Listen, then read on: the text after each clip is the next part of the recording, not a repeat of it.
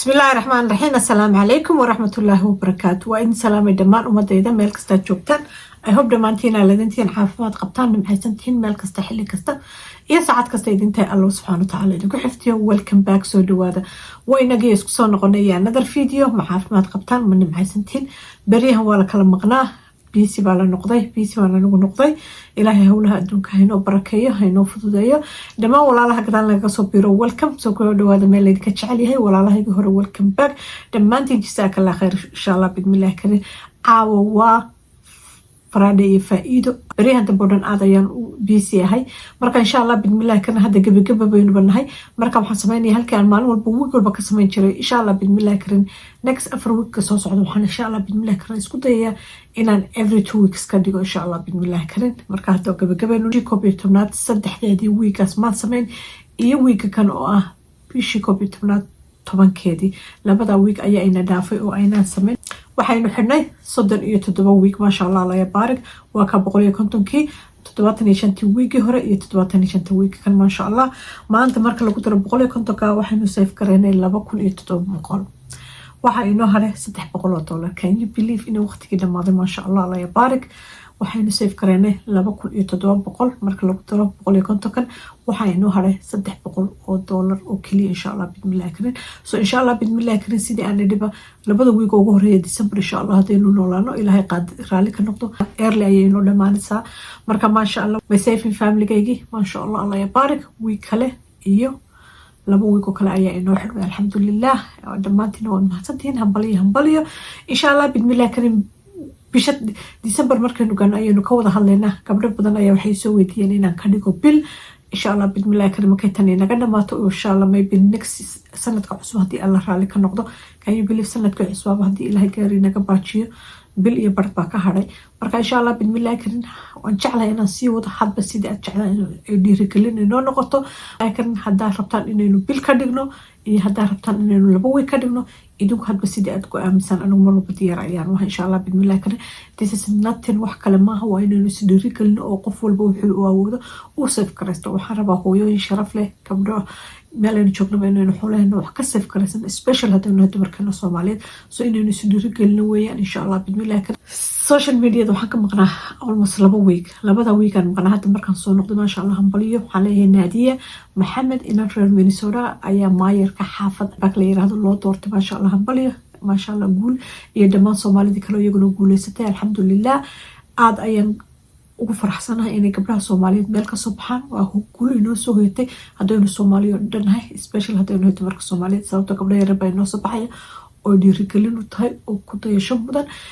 waxaad aan aad ula yaabay social media markii aan kusoo noqday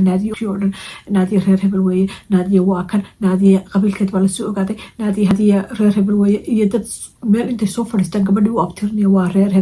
hebel ma aha waa reer hebel war Soomaali qabyaalada tan xun iyo doqoniinada tan xagga gurmay xaggeenu ka aadana special dadka social media ku jira rag iyo dumarba maxaa inaga galay naadiya qabiilka ay tahay waa gabadh Soomaaliyeed waa gabadh dhalinyaro waa gabadh inoo soo baxday meeqa gabdhood oo ka horeeyay ayaa senator noqday maayar noqday heer gaaray wax qabiilkooda hadal hayana maynu qalin waynu naadiyo ugu focus karaanayna qabiilkeeda war waxan waa subcad xumo ma fiicna qabyaaladu ma fiicna qurunku maxaa anaga naga galay qabiilkeeda aniga gabar Soomaaliyeed way I don't even know ciday tahay I don't care haddii aad magaca Soomaaliyeed sheegatidna gabadh aad tahayna alxamdulillah waa kugu farxay waxa naadiyo garab taagna oo saxabtumay oo la socday waa gabdhihii Soomaaliyeed ee magaalada la joogo dadka la jooga meel kasta aynu joogno waxyaabaha dumarka qurbaha jooga special dadka wax ku bartay Mareykanka ama iyagoo yar yimi ama ma sha Allah maynkooda isbedel waxaan ku fiicanahay qabyaalad ma naqaano qof kasta oo Soomaaliyeed horumar gaadhay wala taageeraya unless qofka xumaan kale lagu arko maahan of course dadku qabiilkooda wuu taageeraan laakiin muhiimadda runtii dadka qurbaha jooga oo special North America jooga oo maskaxdooda aanay gaabnayn ama qabyaalad ku salaysan deeron kar qofka loo food gareynay isloon qofkaas qof fiican yahay waliba gabar Soomaaliyeed marka sumcad xumo bay aniga aad ila tahay dadka jaahiliinta oo social media ku jirto oo gabadha qabiilkeeda hadal hay reer hebel naadiya 17 sanadood ka horeeyay Mareykan timi qabiilkeeda cidna ma sheegan jirin jaamacad bay ka soo baxday way dadaashay heer bay gaadhay family-geeda baa daba taagnaa haloo hambaliyay hooyadii aabihii dhalay oo soo kursaday laakiin way qabiil afka loogu hayaa marka tumiidaas aadan uga xumaaday wax laga dhidhiyana way tahay laga dhigado in gabadh Soomaaliyeed qabiilkeeda laga sheekeeyo reer hebel bay tahay reer hebel maaha reer hebel baa qabiil kuma ay guuleysan naadiyo waxay ku guuleysatay Soomaalinimo iyo dadnimadeeda ma sha Allah waxaan leeyahay hambaliyo samideeda naadiya iyo dhammaan gabdhaha walaalaha ay guuleystay ilaahay ay naga dhigo dad qabyaalada iyo qabiilka iyo qurunka iyo juqjuqa ka baxa insha Allah bismillah ilaahay waxaan ka rajaynayaa meel kasta oo joogno in aynu noqono dad dantooda karto qofka bini'aadamku dantiisa yaqaan oo wixii dan ugu jirto uu raaco waxyaabo badan ayaa noloshaada ku hagaaga waxyaabo badan waad ka tagtaa focuska bini'aadmiga ma aha inaynu qof kale ku focus garoon hadda intaynu inanta u hambaliyeen lahayn aynu oran lahayn ma sha Allah gabar walaasheena noo soo baxday focuski waxaynu guushi ay gaadhay wanaagii horumarkii dadaalkeedii oo dhan waxa qaatay qabiilkii ay ahayd iyo qabiilka laga sheekeynayo qabiil heerka kuma soo gaadhin waxaynu ku soo gaadhay qofka dadnimadiisa marka inaynu ku focus garayno waxyaabaha negative-ka qofka markaad raacdid waxaad luus garaysaa wanaagii kale gabadha hadda fiir qabiilkeeda marka lagu focus gareeyo waxa la ilaawayaa iyadu accomplishmentigii ay sameysay as naadiya as gabadha dhalinyarada ma sha Allah oo guusha gaadhay marka insha Allah bismillah karin dhibaatooyinkeeni aad ayuu soo badan yahay hadaynu nahay Soomaalida qabiilka isku taageeraya qabiil Ilaahay bay naga dhaliyay wax laga tagi karo maaha laakiin qabiil faa'iidadiisu waa goorma waxa muhiim ah inaynu focus ka saarno wixii dan inoogu jirto iyo wixii wanaaga more aad qof qabiilkiisa aad focus ka saartid more negative-kaaga iyo dambigaaga uu bato weeya sababtoo qofkan waxaad ka tagaysaa wanaagiisii qofkan waxaad ka tagaysaa dadnimadiisii waxaad si raadinaysaa oo accomplishmentiga uu isagu gaadhay aad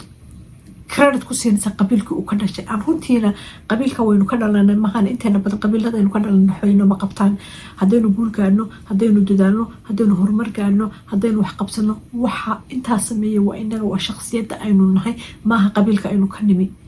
qabiilkaas waa laga yaabaa inuu ku taageeray laakiin the person waxa sameeyay waa adiga marka qofka markaynu qabiilkiisa focus ka saarno waxaynu ka tagaynaa qofka kan guusha uu isagu gaadhay dadnimadiisii marka insha Allah bismillah kar ilaahay naga dhigo dad isku taageero walaaltinimada iyo wanaaga iyo sharafta iyo Soomaalinimada oo ka taga qabyaalada baas shaydaanku uu ina jeclaysiiyay marka insha Allah bismillah kar waxaan dila qabsanayaa budget reer Nairobi jooga gabadh iyo laba caruur ay dhashay ma sha Allah ilaahay u barakeeyo ayaan budgetkeeda dila qabsanayaa walaashay aday iyaduna u mahadsan tahay iyo dhammaan intii budgetka ila soo qabsata assalaamu calaykum waraxmatullaahi wabarakaatuh intaynu video kala kulmayno khayr ayaan rajaynaya assalaamu calaykum waraxmatullaahi wabarakaatuh fadlan videoga like ka saara share garee waraxmatullaahi wabarakaatuh kusoo dhawaada budgetkan waa family Nairobi kan hadda Kenya waxay noqotay wadankeeni labaad gabadhan waa hooyo iyo laba caruur ay dhashay ma sha Allah odaygeeda iyo qurbaha soo jira wuxuu soo diraa $1,100 bishii $200 saving ay ka dhigataa ayuuto ama hadbataadu taqaanaan ayay ku gashaa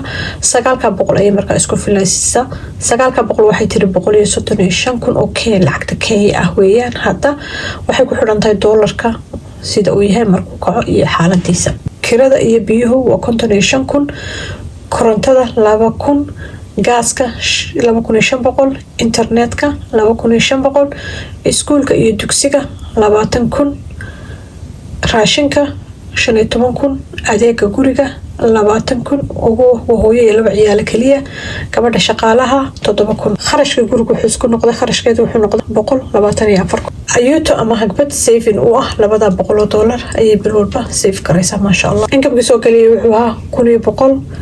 oo ah ilaa 165 lacagta Kenya money kharashka gurigeedu wuxuu noqday 124,000 $200 saving ayay u ah oo ayuuto ama hagbada waa 30,000 Kenya money meelahaas wax deena laguma leh ma sha Allah 12,000 meelahaas u soo hara iyo hadba dollarku intuu yahay ku xiran tahay ma sha Allah oo wixii extra ay u baahato u samaysato odaygeeduna wixii extra isaga ayaa u soo diray ma sha Allah ilaahay qof kasta irsaaqad waasica ha siiyo meel kasta inuu joognaan Allah ina ku xifdiyo assalaamu calaykum waraxmatullaahi